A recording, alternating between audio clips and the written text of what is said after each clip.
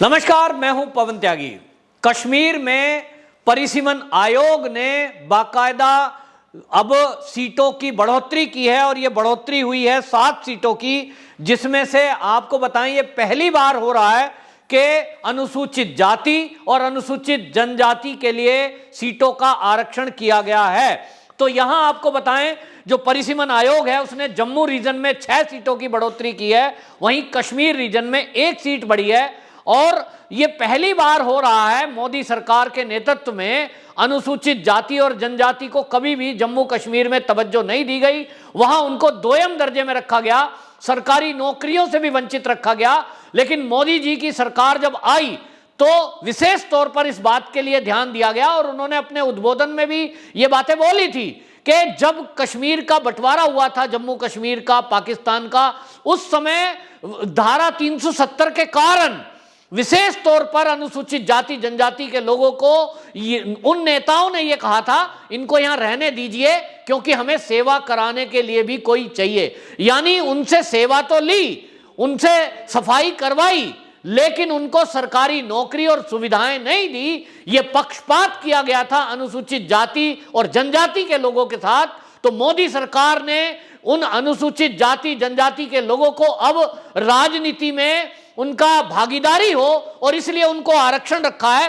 पहले ही पूरे देश में यह लागू है, लेकिन जम्मू कश्मीर में यह आरक्षण लागू नहीं था। अब यह आरक्षण लागू होगा तो 9 सीटें अनुसूचित जाति को आरक्षित होंगी और 7 सीटें अनुसूचित जनजाति के लिए आरक्षित की गई हैं। और यही फारूक अब्दुल्ला और महबूबा मुफ्ती के बौखलाहट का कारण है। उनको लगता है कि हमारे हिस्से की जो सीटें हैं ये आरक्षित कर दी गई। और इस आरक्षण का मतलब समझिए, आरक्षण का सीधा सीधा मतलब है कि इसमें मुस्लिमों का आरक्षण क्योंकि होता नहीं है, अनुसूचित जाति और जनजाति के लोगों का प्रतिनिधित्व होगा।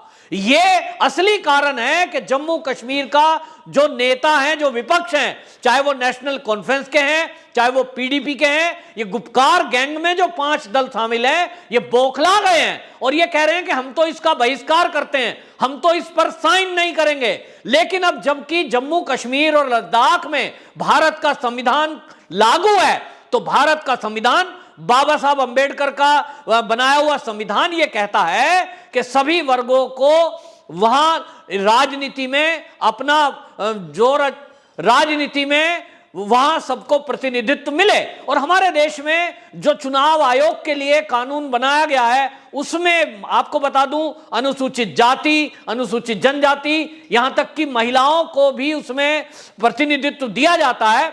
लेकिन हमारे संविधान के तहत अनुसूचित जाति और जनजाति को प्रतिनिधित्व राजनीति में प्रॉपर मिले, इसके लिए बाकायदा निचले स्तर के चुनाव, यानी ग्रामीण जो ग्राम सभा का चुनाव होता है यहां से लेके और ऊपर लोकसभा के चुनाव तक, इस प्रक्रिया को चुनाव आयोग अपनाता है।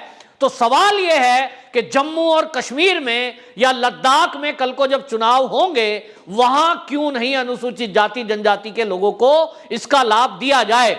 अब जब मोदी सरकार के नेतृत्व में यह आयोग बना है, जिसमें आपको बता दूं मुख्य चुनाव जो आयुक्त हैं वो मुख्य चुनाव आयुक्त उसमें पदेन सदस्य के रूप में थे जो आयोग का गठन हुआ था, और सुप्रीम कोर्ट के सीनियर मोस्ट मुख्य निर्वाचन आयुक्त सुशील चंद्रा इस आयोग के पदेन सदस्य थे।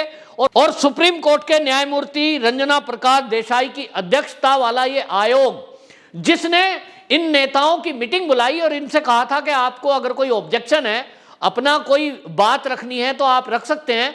पहले तो ये गुपकार गैंग और बाकी लोग कह रहे थे कि हम इस मीटिंग में नहीं आएंगे, लेकिन अब फारूक अब्दुल्ला बोले हमने कहा जनता की आवाज हम रखेंगे।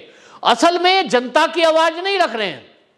आयोग के जो कार्यशैली है इस पर जब ये सवाल उठा रहे हैं, ये जनता की आवाज नहीं है, ये इन नेताओं की पीड़ा है कि अभी तक वाकई में हुआ ये था कि जम्मू रीजन जो है उसको इग्नोर किया गया और जितने चुनाव होते थे उसमें कश्मीर रीजन को ज्यादा सीटें दे रखी थी, जिसके कारण सरकार जब भी बनेगी उसमें मंत्री हो या उसमें विधायक हो, दबदबा कश्मीर रीजन का ज्यादा रहता था।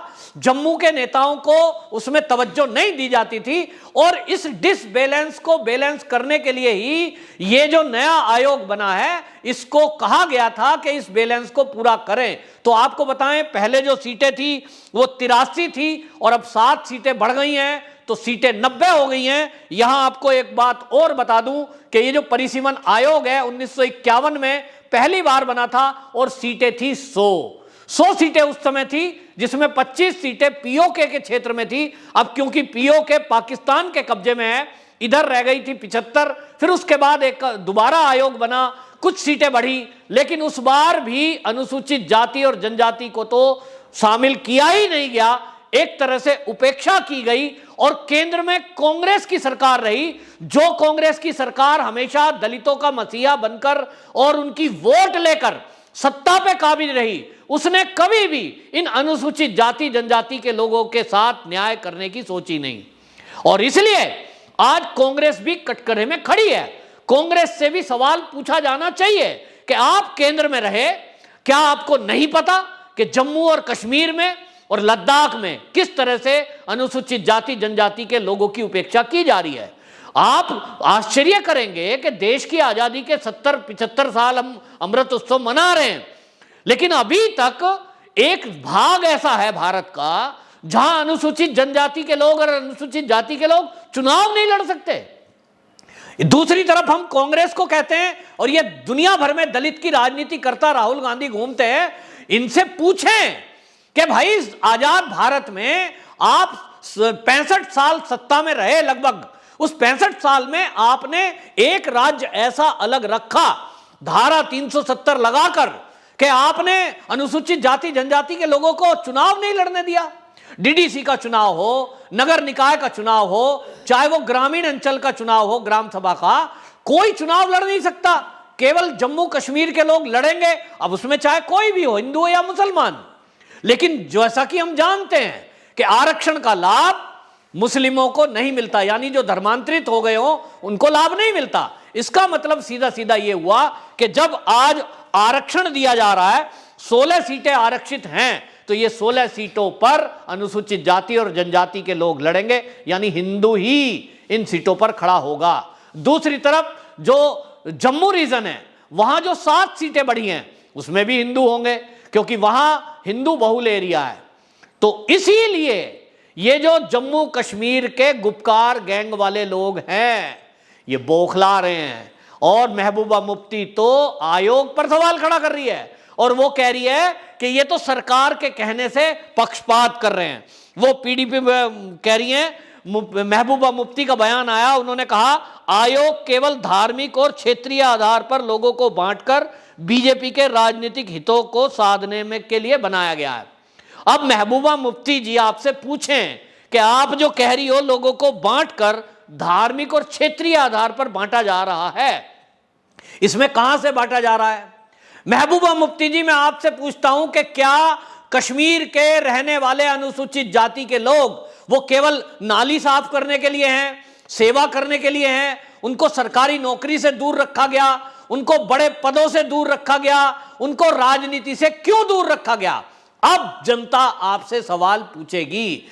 कश्मीर के अंदर जो बदलाव इस समय आया है, जो आतंकवादी चुन चुनकर मारे जा रहे हैं, लोगों को समझ में आ गया है कि हमको गुलाम की तरह बनाकर रखा गया। मलाई मारने के लिए ये लोग रहे, और 2 ही खानदान रहे, महबूबा मुफ्ती का मुफ्ती खानदान और इधर फारूक अब्दुल्ला का खानदान। एक बार तुम बन जाओ, एक बार हम बन जाएं, और कांग्रेस बीच की स्थिति में रही। दोनों से वो सपोर्ट लेती रही, और केंद्र की सरकार में वो उन सांसदों की सपोर्ट से केंद्र में मलाई मारती रही। ये सब चलता रहा। अब ये नहीं होगा, क्योंकि जम्मू और कश्मीर और यहां तक कि लद्दाख की जनता जाग चुकी है। राहुल गांधी भले ही लद्दाख की जनता को उकसाने का काम कर रहे हैं, वो कह रहे हैं कि अपनी लड़ाई के लिए, हक के लिए खड़े हो जाओ। ये तो राहुल गांधी का और कांग्रेस का काम है कि वो लोगों को भड़काकर, भटकाकर, दंगे कराकर, धरने प्रदर्शन कराकर या विरोध प्रदर्शन कराकर, सड़कों को घेर के बैठे हुए लोगों के बीच में जाकर टुकड़े टुकड़े गैंगों के साथ खड़े होकर वो इस देश में अस्थिरता फैलाना चाहते हैं। लेकिन आपको बता रहा हूं, राहुल गांधी जी भी ध्यान से सुन लें कि अब ना तो लद्दाख की जनता आपके बहकाए में आएगी, अब ना जम्मू और कश्मीर की जनता आपके बहकाए में आएगी, क्योंकि जनता जागृत हो चुकी है और अब लोग समझ चुके हैं कि सत्ता की प्राप्ति के लिए धारा 370 को लगा के रखा था, जिसको बहाल करने का वादा कांग्रेस के नेता राहुल गांधी अभी भी कर रहे हैं। वो कह रहे हैं हमारी सरकार अगर आई, हम धारा 370 दोबारा इंप्लीमेंट करेंगे। इसी तरह बयान आ रहे हैं फारूक अब्दुल्ला के और महबूबा मुफ्ती के। लेकिन आपको बता रहा हूं, महबूबा मुफ्ती हो या फारूक अब्दुल्ला हो या राहुल गांधी हो, अब आपका यह सपना सपना ही रहेगा। धारा 370 दोबारा अब इस देश में लग नहीं सकती। एक निशान, एक विधान, एक निशान इस देश की मांग थी, जिसके लिए मोदी जी ने तब आंदोलन किया था जब वो प्रधानमंत्री ना मुख्यमंत्री थे। अब तो वो प्रधानमंत्री हैं और अगले 50 साल तक वो प्रधानमंत्री रहेंगे, ऐसा सभी राजनीतिक विश्लेषकों का कहना है। और इसीलिए अब जम्मू और कश्मीर में एक नई सरकार आपको देखने को मिलेगी। जिस तरह के आंकड़े आज की डेट में है और जिस तरह के वहां का विपक्ष बौखला रहा है, निश्चित रूप से भारतीय जनता पार्टी की सरकार बेशक चाहे सपोर्ट से बनेगी, लेकिन पहली बार आप देखेंगे जम्मू और कश्मीर में भारतीय जनता पार्टी की सरकार बनने जा रही है, जब भी कभी चुनाव होंगे। वंदे मातरम।